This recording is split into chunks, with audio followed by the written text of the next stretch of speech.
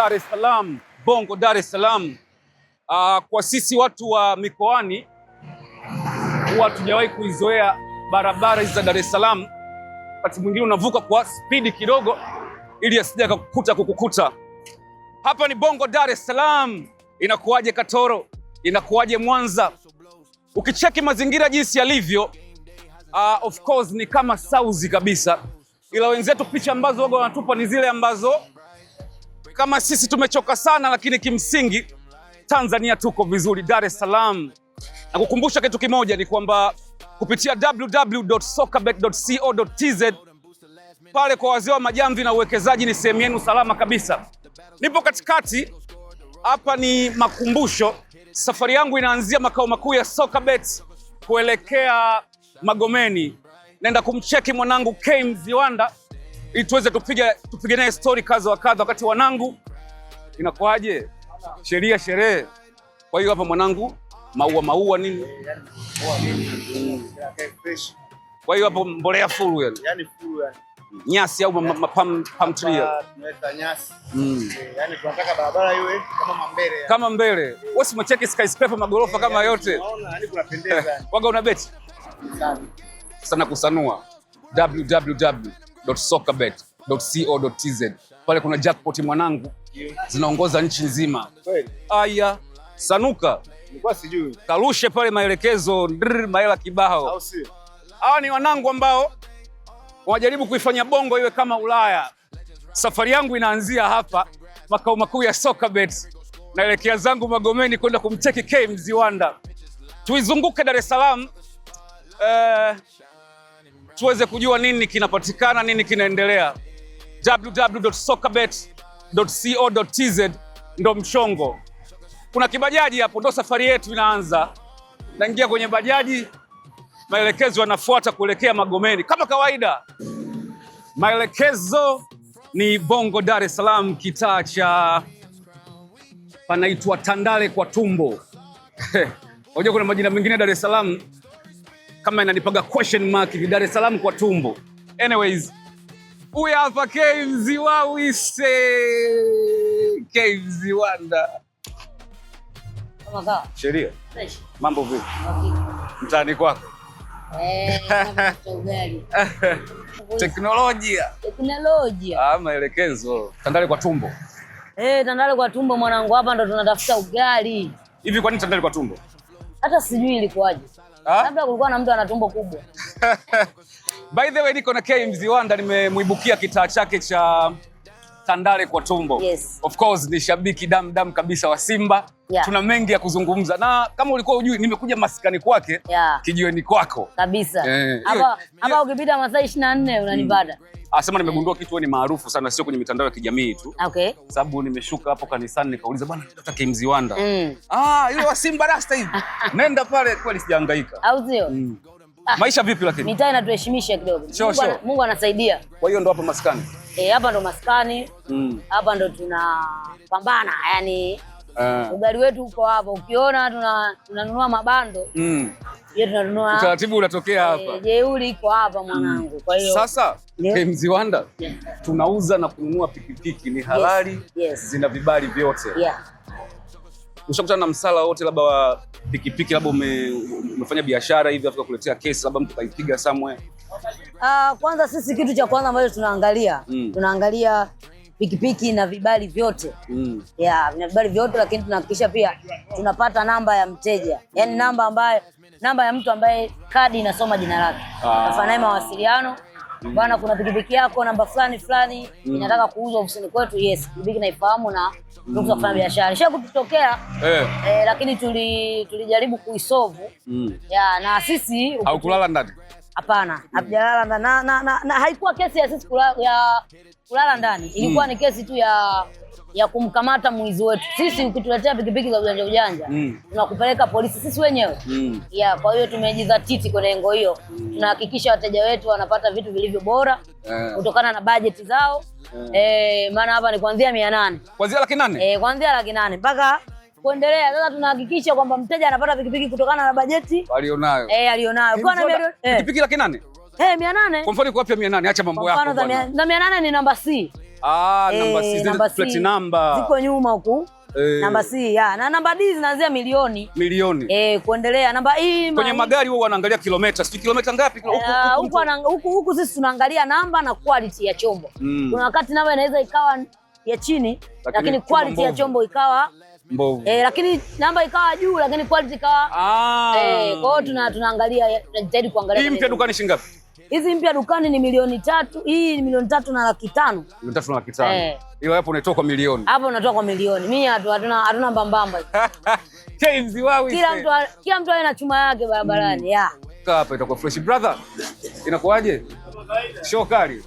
Naomba usinikae na Mziwanda hapa tupige story kidogo. Nipo Tandale kwa Tumbo.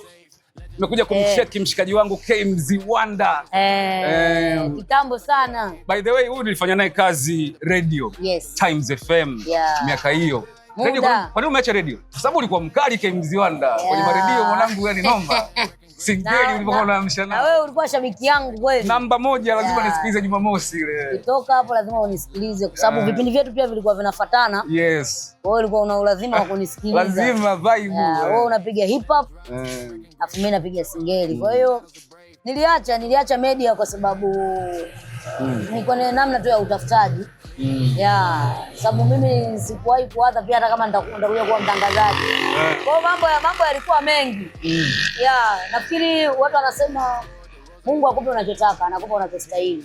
Kile ambacho unakistahili Mwenyezi Mungu ndo anakupa. Au masuala ya malipo na nini labda? Sometimes pia michuzi, lakini kwa kipindi kile kwa michuzi ile mimi nilikuwa ndo najitafuta. Kwanza nilikuwa jobless. Nilikuwa jobless, nilikuwa nakula na lala. Unielewa? Ngoja, wewe Mziwanda umekuja Dar es Salaam lini? Mimi dada nyumbani nyumbani kwa mama yangu. Kwa hiyo nilifikia nyumbani home kabisa. Kwa hiyo nilifikia nyumbani kaa ndo hivyo kula kulala, unajua? Una kazi mjini. Ngoja. Mimi nilikuwa surprised sana kwa kweli. Mimi Dar es Salaam sijawashuhudia sana makonda wa kike. Lakini mwanangu ulikuwa unapiga ukonda. Kabisa. Nini kilikusukuma nini kwenda kwenye ukonda? Nafikiri hapo ilikuwa ni baada ya kutoka Times. Sasa nikaa sina mchongo. Kutoka Times au kabla? Kutoka Times. Yaani umetoka redioni? Yes. Nimetoka redioni, nilikuwa sina mchongo. Kwa hiyo na mwanangu mmoja anaitwa Tibe. Anaitwa Tibe, kwa hiyo akaniambia mwanangu kuna gari. Njoo tuamshe. Kweli mwanangu tulikuwa tunaamsha, tunatoka zetu Chanika. Tunatoka zetu Buguruni Lozana. Mimi kipindi hiki na Kamitaii lakini gari naifuata Tabata shule. Kwa hiyo mimi napakia Buguruni Lozana Chanika. Bagia Buguruni Lozana Chanika Buguruni Lozana. Kwa hiyo mimi naamkaga saa 11 nalala saa 8. Ngoja, mapato yakoje kama konda dada? Mapato sio mabaya kwa sababu inategemea. Labda mmeingiza labda 600,000 tunawashumu. Inawezekana 600,000 kwa siku? Yani tunawashumu 600,000 au 500. Katika ile ambayo umeingiza mnafanya mchanganuo. Wewe usiashumu, ongea kabisa kwamba yani mimi nilikuwa mikoba lakini mwisho wa siku nikimaliza mimi nakabidhi, umenielewa? Ya siku. Ukitoa hela ya mafuta. Sikilize. Huu tajiri yangu. Tajiri. Sikilize. Tajiri anataka pikipiki, anataka nimpelekee mahali. Unampelekea wapi? Nataka nimpelekee Mlandizi. Bali. Unaendesha mwenyewe? Naendesha mimi, anataka mimi. Afu ulivunja mkono. Kwa mimi. Tajiri. Nakutumia tajiri bwana, nimebanwa na waandishi hapa. Simu za Mziwanda. Wamenipata mpaka kazini yani. Maelekezo. Kwa hiyo nivumilia kidogo tajiri. Namalizana nao sasa hivi hapa. Tunafanya biashara tunamaliza. Umeona? Simu zinaita za hela. Simu za mipango. Ukavunja mkono Mziwanda. Nikavunja mkono mwana. Sasa sisi ni wale watoto ambao bila kutoka hatuli. Umenielewa? Sisi ni watoto ambao hatujapewa mtaji na familia. Mimi hapa nilipofikia ninaweza kusimama mwenyewe. Kweli? Yes. Endorsement za kufa mtu. Yani bila hata ya kumpigia simu mzee. Yani mimi naweza najimudu. Umenielewa? Umemtaja mzee wako. Juzi nimeona Instagram unamzingua. Umepigia simu hapo unamzingua mtu ujala. Mimi mzee wangu bwana, mimi nashukuru Mwenyezi Mungu. Nimepata wazazi ambao wananielewa sana. Na nimepata wazazi ambao kabla hawajakuwa wazazi walinitengeneza mimi kuwa rafiki yao. Kwa hiyo mimi ni rahisi sana kuzungumza nao. So watu wengine wananiuliza, "Unawezaje kuongea na mzee wako hivi?" By the way, mimi mzee wangu yuko very proud na mimi. Yani hata kae na wazee wenzie anasema mimi ndo baba yake Mziwanda. Kwa hiyo ana proud na mimi, anajivunia mimi. Hata akikaa na wazee wenzie vijiweni, mwanangu ana smartphone. Yes, ana smart na cha kushtukisha ni kwamba majuzi kati mimi bi mkubwa alinipigia simu akaniambia nimeona interview yako. Nikasema nani amekufungulia TikTok? Wewe mama. Ananiambia nimeona interview yako na anasema mimi nakuona kama Hamisi. Ananiambia ananiambia acheka sana. Kwa mimi wazee wangu by the way wana support. Wanaamini kwenye ninachokifanya. Kabla ya hapo wakiona kwa mfano zile story ambazo unaziongelea labda za sipolewa, si bora na mwanamke mwenye akili kuliko sura nzuri. Wanakwambia nini? Kitu ambacho wazazi wangu wanakiamini, kwanza wanaamini katika mimi na wanaamini kwamba mimi sio binti tu. Mimi mkubwa wangu ananiambia mimi nimezaliwa na miezi 11. Miezi 11? Yes. Baada ya 9, 10, 11, miezi mitatu mbele. Miezi 10 nafikiri. Miezi 10. Baada ya ile miezi 9 mimi nikazaliwa miezi 10. Yaani miezi 10 mama yangu mimi ndo akajifungua mimi. Zinatokeaga hizo. Kwa hiyo akaniambia nilivyojifungua, wewe ukulia. Acha bwana. Ukulia kabisa. Na akaniambia wakati unalia, mimi nilijua nimezaa mwanaume. Kwa sababu ulitoa sauti nzito. Yaani kilio chako kilikuwa ni cha kiume.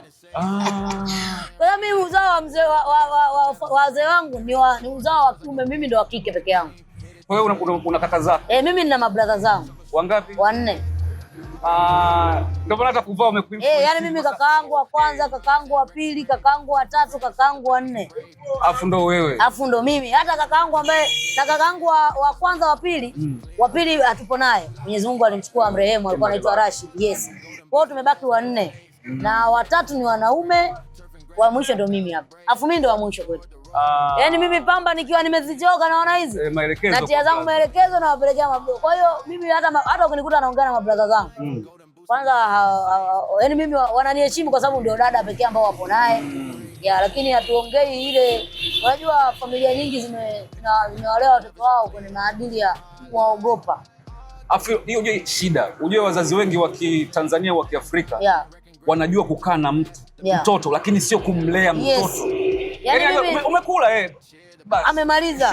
Lakini kuna wakati wazazi wanatakiwa kutengenezea mazingira ya sisi kuwa marafiki zao. Mimi bro naongea sana.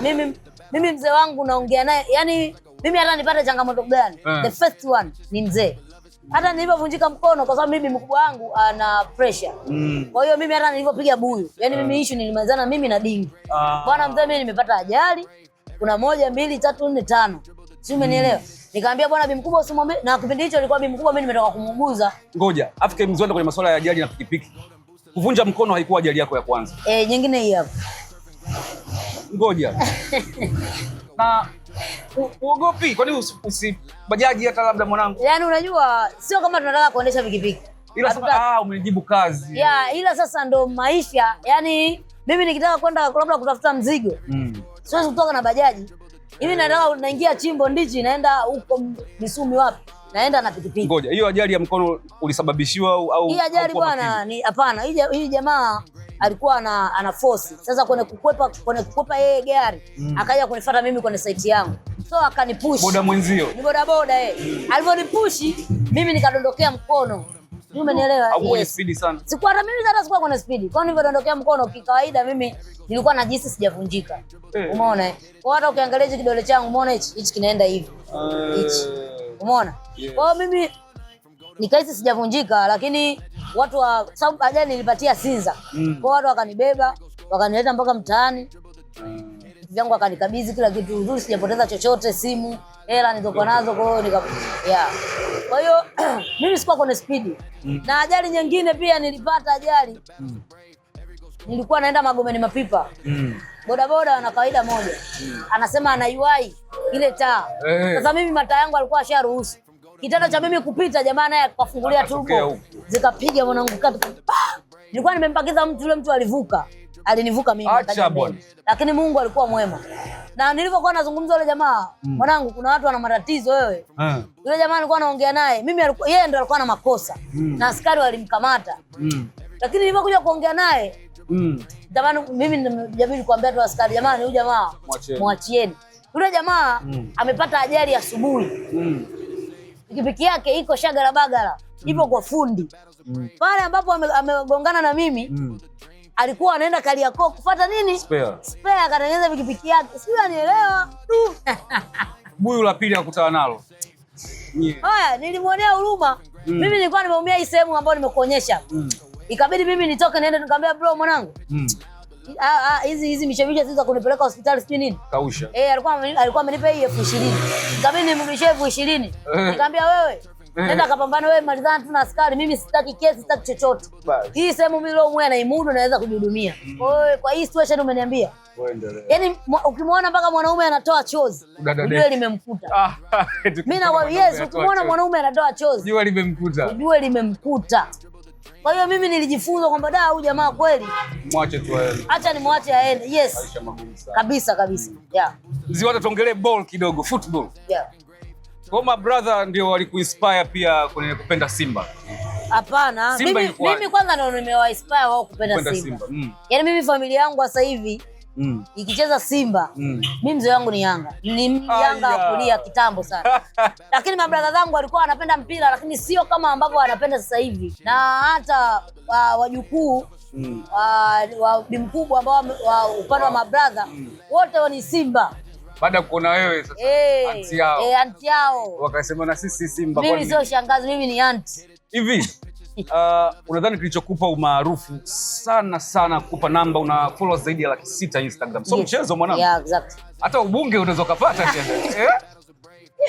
Nini kimekufanya unadhani watu wakufuate hivi kwenye mitandao ya kijamii? Nafikiri kwanza watu wengi mimi wamenijua kupitia Simba. Ndio ukimwambia mtu mimi nimefanya kazi media. Anashangaa. Kweli. Ukimwambia mimi mwambie mtu mimi nimekuwa conductor, wewe unatuongopea. Ila watu ambao wananifahamu, nikwambia mimi nimeigiza watu wanaona kama movie umeigiza kabla ya Times FM au kabla ya Times FM. Zipo movie kama 2, nimeimba singeli. Kwenye kuimba nakubali. Kwa hiyo watu wengi wanakuwa wanahisi kama nimekurupuka tupu. Lakini mimi nafikiri ni ushabiki wangu wa Simba. Umenielewa? Kwa hiyo na kipaji pia. Nyota, bahati, kipaji. Kuweza kuongea uwe na kipaji. Unaweza ukawa na hivi una kipaji na bahati afu una nyota. Yes, inatokea. Yaani watu wanakuwa kwa sababu mbona atubuhi na kitu huyu. Yes, hawakukubali. Kama Lavalava. Eti kama Lavalava. Kwa Lavalava ana kipaji na bahati ila hana nyota. Ana nyota. Huo ndio ukweli. Wewe uone unaona nyumba yake amejenga nyumba lakini maasili pia wanasema sio yake. Watu hawaamini. Lakini angetokea mtu ambaye ana nyota kali, hata kama angekuwa ametuigizia, watu wangesema ni ya kwake. Lavalava. Umenielewa?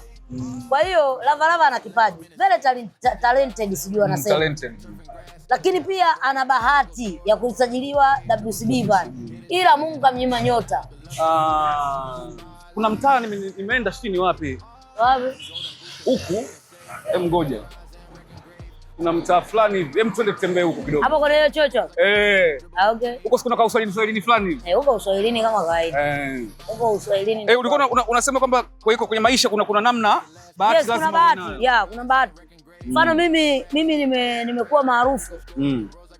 Ni kwa sababu tu nafikiri Mungu alitaka niwe.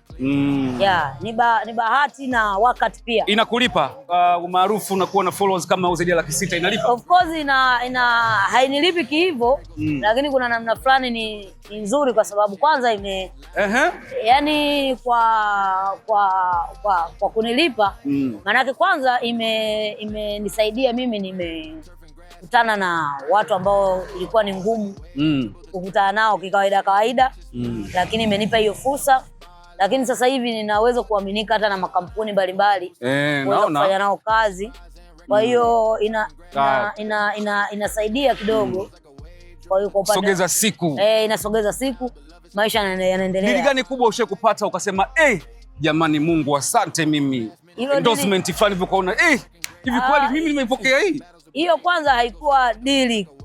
Yaani ilikuwa ni kazi ya masaa mawili. Acha basi. Yeah. Ulikula kama shingapi? So mbaya Mziwanda, siku hizi dunia imekuwa simple. Unasema unataja. Unajua tukitaja mimi uongo siwezi. Kwa hiyo taja hata nusu yake. Wajua tu nilipata hela ambayo kwa hayo masaa ambayo nimefanya hiyo kazi. Yani tunashukuru Mungu. Tunashukuru. Kwa hiyo binafsi mimi hiyo ndio ilikuwa nanio. Kwa hiyo ngoja achana hiyo story. Kwa hiyo Mo Dewji anakujua? Of course Mo Dewji anafahamu. Ushakupiga story? Hapana, sijawahi. Fatema Dewji. Fatema nishaikuwa naye kikao. Nimeona kakufollow. Ananifahamu. Nikasema Fatema Dewji follow DK. Sasa mbona msemaji wa serikali amenifollow?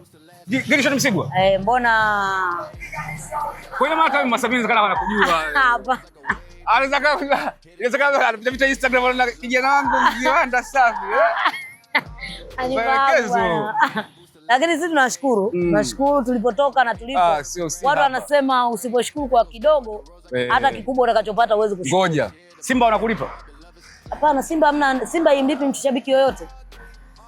Hata zile kwa hiyo nikuona umeenda si wapi unasafiri mwenyewe kwa hela yako.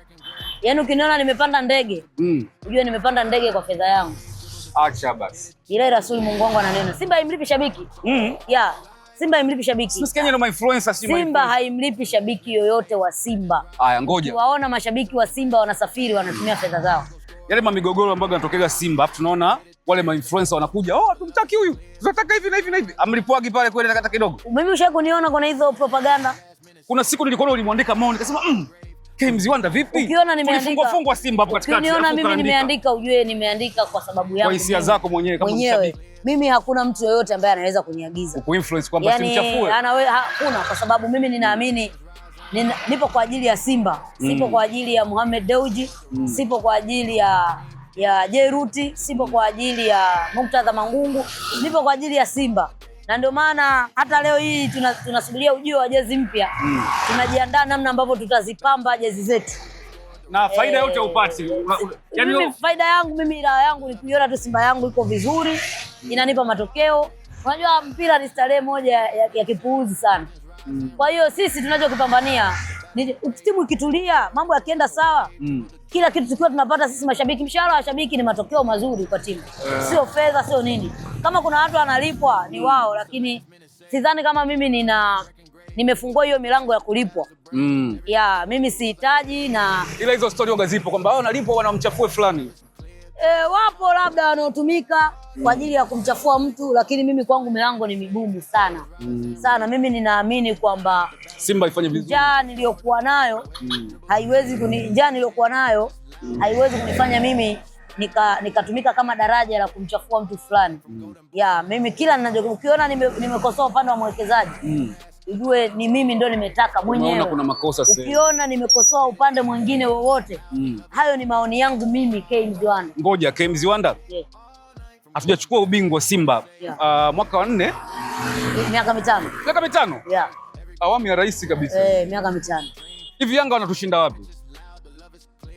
Nafikiri mambo yalikuwa mengi, lakini wenzetu wanacheza sana na au JSM ana hela kuliko Mo. Kwa mfano sasa ukitaka kujua JSM ana hela kuliko Mo, nafikiri angalia tu most rich of Africa. Utaangalia pale maelekezo yanajibu, wala hata usitumie nguvu kubwa hiyo kuelezea. Yanga wanatushinda wapi? Mimi nafikiri yani katika misimu yao, misimu ya haki ilikuwa ni miwili. Misimu ya haki ilikuwa miwili, mingine yote marefa. Yote janja nyingi. Kwa Mziwanda, ngoja nikwambie, umekuja sehemu nzuri. Hivyo unaamini kabisa kwamba marefali wanaongwa kweli kuuza mechi? Kwa nini siamini wakati naona? Yaani kuna vitendo mtu unaona kabisa mbona hapa kama kuna mchezo unafanyika. Lakini kwa ile goli la Salum Mwalimu tulonyimwa pale. Si michezo tu ile. Mchezo. Kwa hiyo sisi tumeuita ubingwa wa Alagija. Kwa hiyo binafsi sisi tunaamini kwenye ubora wa timu. Na tunaamini tuna timu bora sana. Na ndio maana sisi tukienda kimataifa, sisi tunakuwa na level nyingine. Yaani wakitaka wavunje utata wa ukubwa katika ligi yetu. Tukija kwa kimataifa, wao mara nyingi wanaacha ndala. Wanapiga saluti kwamba this is Simba. Mwaka huu usajili kapigwa chini Musa Omari, Aweso, Zamiru.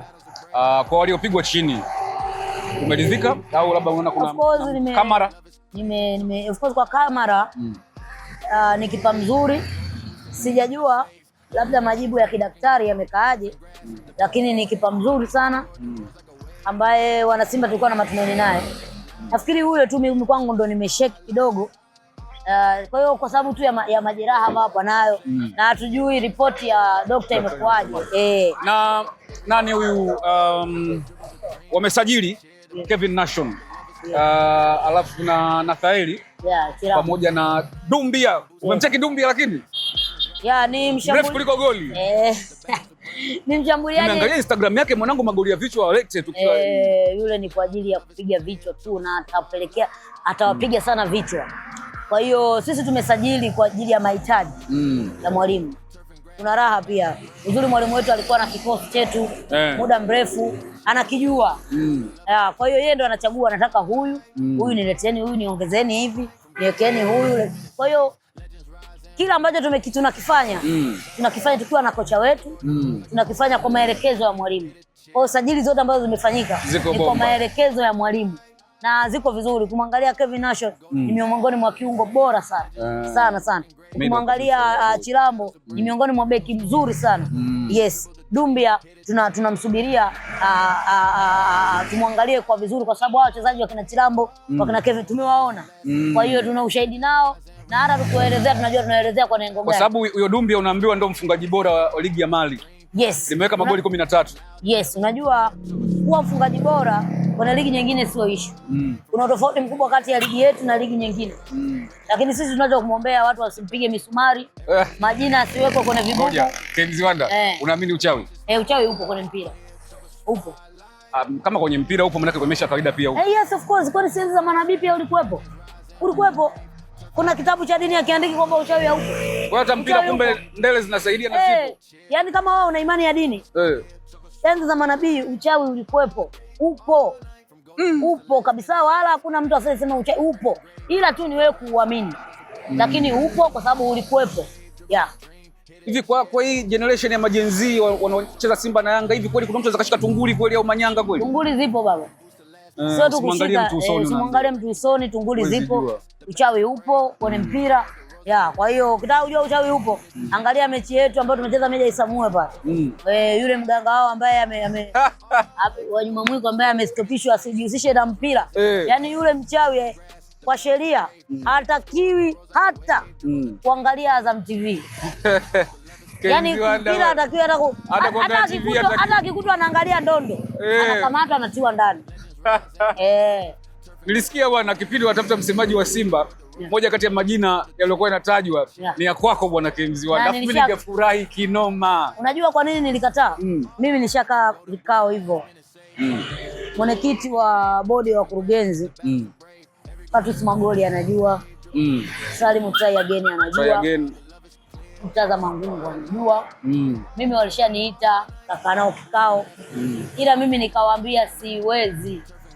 Kenzi Wanda maila yote anapata media alisikuwa unachukua wewe. Yaani shida sio kupata fedha. Shida unaenda kuacha slogan gani baada ya, yaani shida sio fedha. Shida ni kwamba Manara alipokuwa anafanya kwa kutisha. Hapana, tenda kumzidi vipi? Yaani shida mimi nilikuwa sijui vitu vingi. Cha kwanza. Lakini mimi cha pili pia elimu yangu mimi bado ni ndogo. Mimi sikuwahi kumiliki akili ya darasani. Sijui unanielewa. Mimi nina akili ya maisha ya nje kama hivi. Kweli kwa sababu pale Simba pale kuna Kiingereza kidogo. Lakini kupata division 2 sikubahatika. Sababu mimi ndio mwanafunzi pekee ambaye nilikuwa nakaa backbenja na sifa yangu kubwa ilikuwa ni uwizi na ubabe. Mzee uko unaiba nini wewe bwana? Visheti tu. Visheti. Form 4 hiyo. Mimi ndio binadamu pekee ambaye nilikuwa nasoma karibu na shule na nilikuwa naenda shule saa 5. Kweli shuleni ulikuwa mimi shule sikuwa na akili. Hiyo iko. Au ulikuwa utaki? Kuna mtu ambaye ana akili bwana. Sikuwa na akili shule ya darasani. Ila mimi nilikuwa mbabe. Umesha form ngapi? Form 4. Nimepata 4. Nimepata cheti lakini. Au ulipiga 4? Nilipiga 4. Sasa. Au kufikia hata walimu. Walimu ningefundisha nini ndugu? Ya Mungu, kweli Mungu amekuweka sasa. Na mimi mwenyewe hakuna. Kwa hiyo mimi nilikuwa na sifa tu ya kuwa backbencher. Mimi nilikuwa mkorofi sana. Yaani mimi sipendi kuonewa. Hata kwenye maisha yangu ya sasa hivi. Twende turudi tukamalize story kule. Hata kwenye maisha yangu ya sasa hivi. Hata ofisini pale wananijua kwamba mimi sipendi kuonewa. Yaani mimi ni mtu mkweli sana. Ukinizingua uji. Nikiona hapo umezingua, nitakwambia. Kwamba kwa sababu kweli Mziwanda wewe nikwambia bro umenizingua. Je, kujua kama umemchokoza mtu akia Mungu miaka yote tuloishi. Kwa sababu huna kama umbea. Si unafiki huna kwamba wewe ujue umezingua straight. Bwana mwanangu umenizingua. Kwa hiyo wewe utachagua baada ya kukuchana uongee na mimi au usiongee na mimi, hiyo itakuwa ni juu yako. Ila mimi uzuri nimekwambia kwa sababu nisipokuambia nitatengeneza chuki.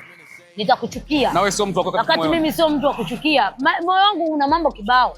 Kuna vitu vingi. Umweka mtu tena. Niaga tena matatizo ya kibinadamu ambayo naweza kusema hiyo kitu haipo. Kwa hiyo mimi binafsi nina uwezo wa kumwambia mimi nimenyoka sana. Ofisini hapa wanajua mimi nafanya kazi na wote wanaume ndio wanafanya nao kazi. Lakini wanajua kwamba kufanya kazi na wanaume. Yes. Umegundua nini? Mwanaume ni mwanaume tu. Yes, wanaume ni watu ambao hata sasa hivi mkizinguana hawaweki vitu vyao kwenye moyo. Wamenyooka. Wamenyooka. Wewe mwanangu fresh. Nazinguana saa 5, saa 6, saa 7 na dhimana hela. Kuishi na masela kama hivi kwenye sehemu ambapo unafanya biashara, ni kitu gani labda ulikuwa unafikiria tofauti kuhusu wanaume lakini baada ya kukaa nao ukaja kuona kumbe wanaume bwana kuna staili hizi labda. Pia wanaume wanamwangalia na aina ya mtu. Wanakupokea wewe unapokuja. Sasa mimi hapa ofisini mimi wananielewa. Wanajua yani. Wanamjua kwamba Mziwanda ni mtu aina gani. Mimi niko hapa. Yaani mimi nimenyooka. Mziwanda. Sijui wewe utanichukuliaje lakini mimi utajua wewe umenyooka. Mahusiano kidogo Mziwanda. Yes. Huwa una dream labda ya kuwa na familia, watoto? Familia ipo. Itakuja kupatikana. Hatujui ni mwaka gani. Kwa sababu siamini kwamba kuwahi kupata mtoto ndo kuwahi kuolewa. Wao kuwahi kuolewa ndo kuwahi kupata mtoto. Familia haijengwi tu kwa kulipiwa mahali. Familia inajengwa hakikisha wewe mwenyewe umejiandaa. Ukutana mtu ambaye kama mwanamke umejiandaa. Na nimetoka kuzungumzia tu juzi kwamba hakikisha unajimudu. Yes. Yaani usiingie kwenye ndoa ukachukulia ndoa kama ni hiyo ni kwa mwanamke. Ukaichukulia ndoa kama ni sehemu ya kumaliza matatizo yako kama mtaji. Na wengi sawa wanaingia kwenye mahusiano ili kwenda kusaidia shida zao. Yes. Hiyo sasa ndio inakuaga mbaya. Kama mwanamke au kama binti uweze hata kujinunulia luku. Yaani luku yako mpaka umpigie mtu simu. Achana na swali linaitwa ndoa. Utakuja kupata laana za ukoo wa mtoto wa mwanamke mwenzio kwa sababu wewe unaishi kama kitega uchumi pale. Yaani wewe unaishi kama wewe amekuja kusaidia maisha kitu ambacho hakiko sawa. Unajua ukiwa mwanamke afu unajimudu, unajiweza. Kuna namna ya heshima ambayo inakuwepo. Kuanzia kwenye familia ya mwanaume wako. Unaingia kwenye familia ya watu, familia yako mwenyewe huko kijijini inaitegemea familia ya mwanaume. Wewe utaacha kusimangwa. Na kwa hiyo ina maana sasa Mziwanda, you want to tell me kwamba okay, anyway, niambie mwanaume wa aina gani huwezi kudate naye? Yaani kwamba wanaume wa staili na hii bwana mimi no. Mwanaume ambaye ajitambui na atumie akili. Manake kama ajitambui na atumie akili manake hajafanikiwa, si ndio hivyo? Yaani unaweza kufanikiwa lakini ukawa huna akili. Sio, unanielewa? Unajua kuna namna ambavyo mwanaume anaapia. Yaani unamuona yes, this is a gentleman. Yaani hata ukiwa unaongea naye unasema mwanaume anazungumza pale. Mimi natakiwa kusikiliza. Sio, unanielewa? Ulisema mwanaume anaongea. Yaani wewe mwanamke mpaka unahisi unataka kumsaidia sasa kuongea. Niko nataka nikuulize kwamba ulisema na kawaida kuna wanaume wengine anakupiga saundi mpaka unajiuliza unisaidie. Unapata mpaka natamani kuwaunga kwenye grupu moja. Wafundishe namna ya yes. Na pia sasa hivi wanaume wanashindwa kutongoza sana. Sio kwa laumu. Kwa sababu wanaume wanashindwa kutongoza sana sasa hivi kutokana na wanawake wenyewe walivyojiwekea. Umeelewa? Yaani mwanaume anasema oya mwanangu. Na buku hapa sasa hivi na 20,000 tunafanyaje? Mazingira ambao wanawake wamewekea wanaume ndio yanawafanya wanaume wasitongoze. Wanaume wanaamini nilikuwa na 20,000 napata demo. Naweka mzigo alafu natembea, umenielewa? Kwa hiyo wanawake pia ndio chanzo pia cha kufanya wanaume sasa hivi wasitongoza. Unajua mapenzi sasa hivi ni kwamba mambo poa. Karibu lunch. Yaani mwanaume anasema nikipata namba tu. Imeisha. Mbona ilivyo rahisi? DM vipi lakini masuala ya kuzingui kupiga sound. DM zipo, sound zipo. Yaani unajua mimi labda itokee mimi wewe msela nikuelewe mimi. Ila sio wewe unipige saundi. Sababu utapiga saundi gani ambayo mimi sijui? Mziwawise. Yaani wewe unaniambia neno gani? Mimi hata linishawishi eti unilegeze eti niko yaani mimi ndio niwe nimekuelewa wewe. Kwamba sasa mwanangu tufanye maisha, tuishi, tutengeneze familia. Mimi hapa sio wewe unishawishi. Sio unanielewa? Akia Mungu. Na watu sasa hivi wajue tu, yani watu wajue pesa hainunui heshima, inanunua uoga. Pesa hainunui heshima, inanunua uoga. Kweli. Alafu pesa hainunui upendo, inanunua ngono. Sio unanielewa? Kuna tofauti hapo. Yaani lazima uelewe. Na ngono ni vitu viwili tofauti kabisa. Umeelewa? Kwa hiyo upendo na ngono ni vitu viwili tofauti. Pesa inanunua uoga, pesa inanunua mtu kusujudiwa, sio kuheshimiwa. Hiyo nitakupa mfano mimi. Na mtu kuogopwa. Kuna brother mmoja mtaani ana hela. Ndio. Anaweza akaongea kitu akichekesha lakini kwa sababu ni tajiri. Yani pesa inanunua shobo, pesa inanunua uoga, pesa inanunua yani hivyo. Kwa hiyo pesa hainunui heshima. Yani usije ukaona watu yani watu sometimes wanaweza wakukupa heshima tu kwa sababu tu una hela. Lakini heshima yao haitoi kuna watu wa kawaida tu. Lakini kuna watu wanawaheshimu. Hawana pesa. Hiyo ndio heshima ambayo mimi naizungumzia. Pesa hainunui upendo. Inanunua ngono. Mimi unanielewa? Sababu tunakuona nikimzingoa utakosa bukujero. Sijui umenielewa? Yes. Yeah, kwa hiyo wana upendo ni wachache. Ila wanaopata upendo wa dhati ni wachache. Ila wanaofaidika kwa ngono ni wengi. Of course. Kwa sababu ya hela ambazo wanazo. Akia Mungu. Unahisi kitu gani sijakuuliza utakaba uzungumze? Ndio umeniuliza. Kinyamwezi kibabe. Usema umetisha sana. Au sio mzee? Na kwa hiyo endorsement ambazo una makampuni mangapi kwa sasa hivi? Makampuni yanayofanya kazi bila hata kuyataja. Yapo mawili. Yeah. Kweli. Yapo mawili. Na tunashukuru tunapata riziki. Wasema tembea bure sio kama sio mkaa bure. Kwa hiyo tunapata riziki alhamdulillah. Mtu akija kutaka kukuletea dili, unapimaje bei? Kwa mfano kampuni labda ya betting, kampuni ya bia, duka, mtu labda nini labda kiwanda, unapimaje bei yako? Mimi kwanza kuna wale watu wa Instagram. Wanasema nitangazie duka langu 30,000. Mimi namwambia nitumie tu hiyo post yako, mimi nitakupostia bure. Mimi ni muumini wa mapambano. Yaani mimi ni mtu ambaye ninaamini katika mapambano. So ninamheshimu mpambanaji. Mimi unanielewa? Mimi hakuna kitu huwa na enjoy kama nikimwona binti anapambana. Yaani najisikia raha. Yes, tunaweza, twendeni. Mpaka nimesisimka unavyosema. Unanielewa? Kwa hiyo na mimi ni muumini wa mapambano. Kwa hiyo nikimwona mtu anapambana, kama kuna nafasi fulani na mimi naweza kumsaidia, oya mwanangu tuondoke. Mimi kuna watu wanakuja na matangazo. Wao wananiambia tu mwanangu nikulipe shilingi ngapi? Naambia wewe taja bei. Wewe taja bei. Wewe hiyo utakayotaja mimi ndo nitakakupostia. Kwa hiyo hivyo na kwenye makampuni haya mara nyingi inakuwaga ni kwenye mikataba. Kwenye mikataba tunakaa chini. Mimi ni binadamu ambaye sikatai hela lakini pia sipendi dharau. Sawa. Yaani bora mtu aje na hela ndogo. Lakini tuzungumze kiwanda, hebu nisaidie. Lakini tusidharauliane. Mimi sipendi dharau. Yaani mimi nipo hivyo. Yaani sipendi, yaani mimi ndio nishakwambia sipendi kuonewa. Yaani mimi mwanangu kubali upuzi. Yaani mimi mwanangu alafu mimi ni mtu ambaye nina misimamo. Nikisema sifanyi. Mimi hata familia yangu, hata mzee wangu anajua. Yaani mimi akaniambia hizi. TikTok. Clip zako nakutana nazo sana, madada wanazirudia. Ile unavyovisema wewe vile. Unajisikiaje ukiona vile mtu umeongea kitu kama kwenye interview hivi? Yeye anakichukua na kupiga TikTok kinaenda. Mimi nafurahi. Mimi nafurahi tu. Nafurahi kwa sababu sijatarajia kama hata mimi kuna siku watu watachukua sauti yangu wataitumia kwenye sehemu za kuwafurahisha followers wao. Kwa hiyo sisi ndio wale watu ambao tulimbele nyimbo watu kama sisi hatukuheshimika. Ulitutoa mbali ukatufikisha hapa. Sisi ile nyimbo inatuhusu sisi. Sisi ndo wale walio tukataa.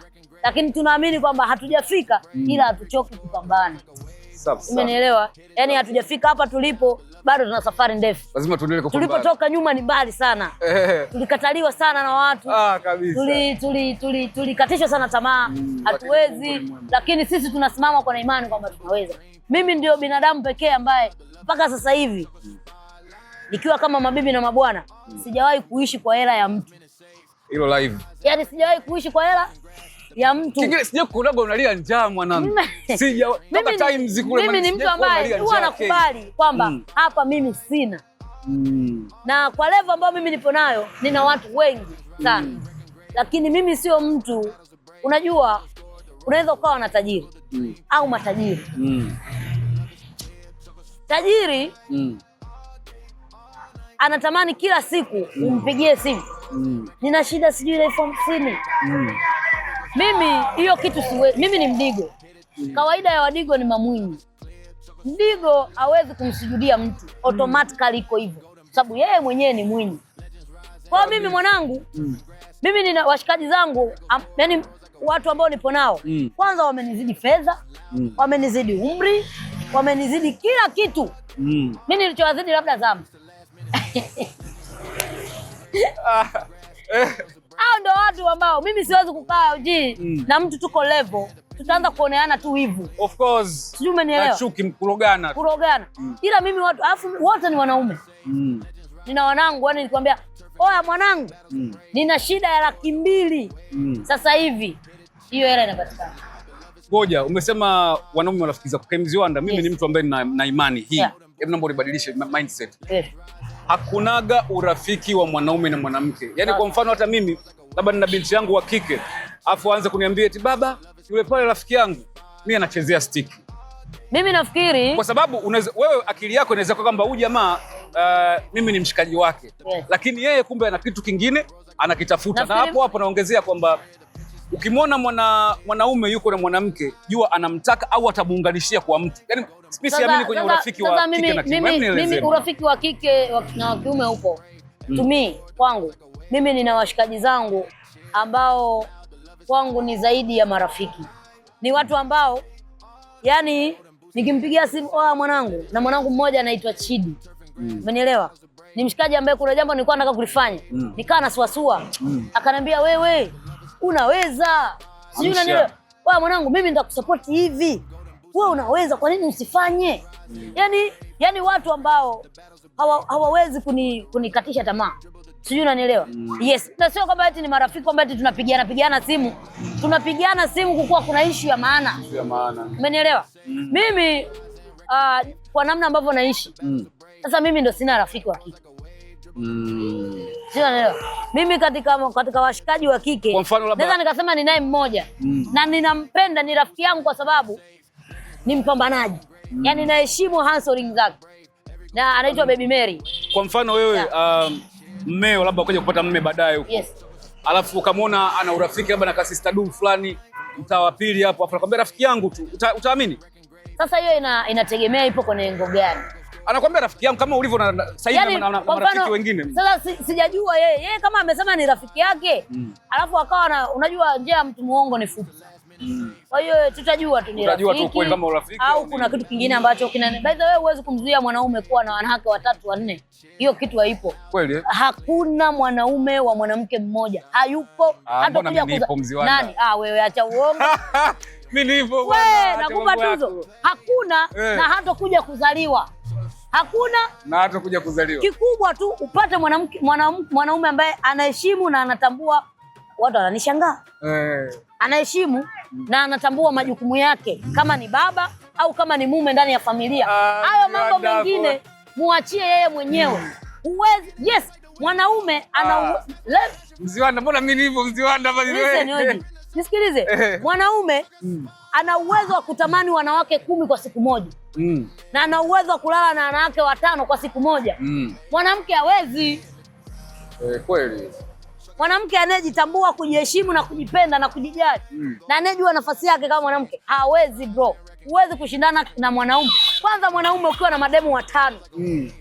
Kitaa watu wataanza kukwambia baba wewe lijali. Kijogoo. Yaani mwanangu wewe sio mtu mzuri. Mtu mbadi. Sifa zinakuja hivyo. Wewe mwanamke ukiwa na wanaume tu wawili. Aya. Yule dada ni malaya. Yaani unaitwa majina ya ajabu ajabu. Majina ya ajabu ajabu utaitwa. Umeelewa? Umeona huo tofauti? Yaani sasa hivi wewe mimi hapa nikuita mabibi na mabwana utamind. Wewe unanitaja mabibi na mabwana. Ila mimi ukiniita mimi baridi. Yaani ilikuwa siku poa sana kizi. Au sio mwanangu? Kinyamwezi sana. Kwa hiyo mimi nashukuru umekuja kuniona mwanangu miaka mingi sana. Miaka mingi hatujaonana kwetu. Tukasema huyu lazima uje nimcheki. Au sio? Mungu ni mwema bwana. Tutakutafuta. Haina noma mwana. Nice. Pamoja sana. By the way, poa. Naitwa Orgenesis Sanga Ujizinga. Ilikuwa na mwanangu K Mziwanda of course kutoka Tandale kwa tumbo. Tumeyajenga. Mpaka next time. Shout out.